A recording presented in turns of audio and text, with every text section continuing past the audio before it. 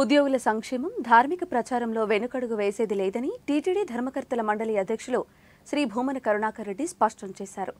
ఎన్ని విమర్శలు ఎదురైనా కార్మికులకు ఉద్యోగులకు మేలు చేయటంలో వెనక్కు తగ్గే ప్రసక్తే లేదని ఆయన చెప్పారు.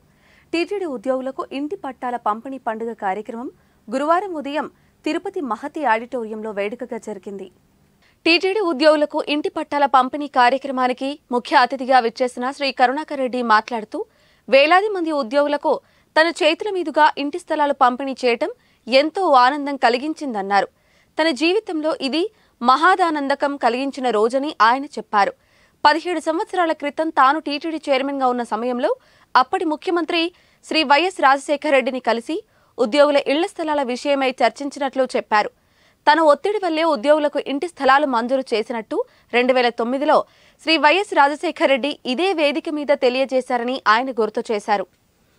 తాను 6వ తరగతి నుంచి డిగ్రీ దాకా టీటీడీ విద్యా సంస్థల్లోనే చదివానని ఆయన చెప్పారు.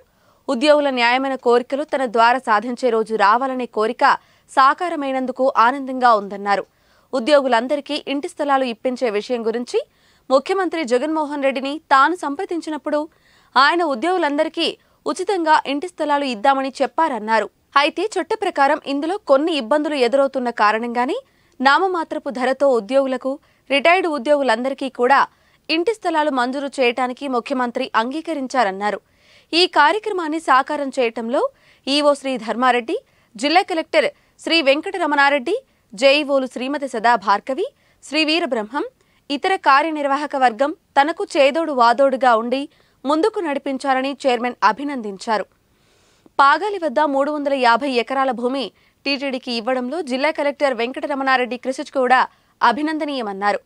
ఇందుకోసం బుధవారం జరిగిన ధర్మకర్తల మండలి సమావేశంలో 87 కోట్ల రూపాయలు మంజూరు చేయించడంలో ఈవో ప్రత్యేక శ్రద్ధ వహించారన్నారు. తాను పేరు కోసం కాకుండా బాధ్యతతో ఈ కార్యక్రమాన్ని చిత్తశుద్ధితో నిర్వహించానన్నారు. ఈ ప్రభుత్వం వల్లే టీటీడీ పారిశుద్ధ్య కార్మికులకు 5,000 రూపాయలు, పోర్టు కార్మికులకు 10,000 రూపాయల జీతం పెంచగలిగామని చెప్పారు.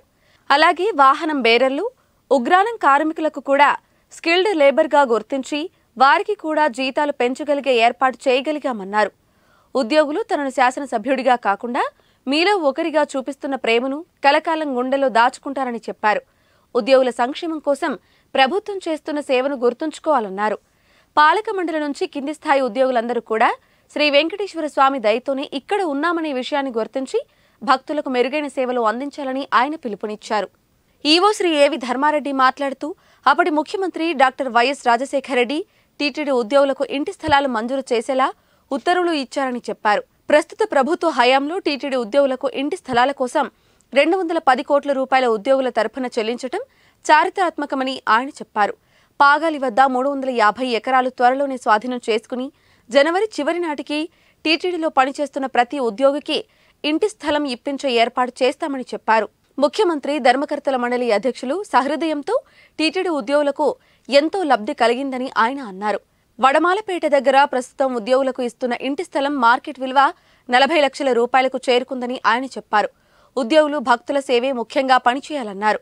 భక్తుల హుండీ ద్వారా స్వామివారికి సమర్పిస్తున్న కానుకల వల్లే తమ కుటుంబాలు జీవిస్తున్నాయన్న విషయం గుర్తించి స్వామి సేవలో, ఉద్యోగుల సేవలో అంకితం కావాలని పిలుపునిచ్చారు.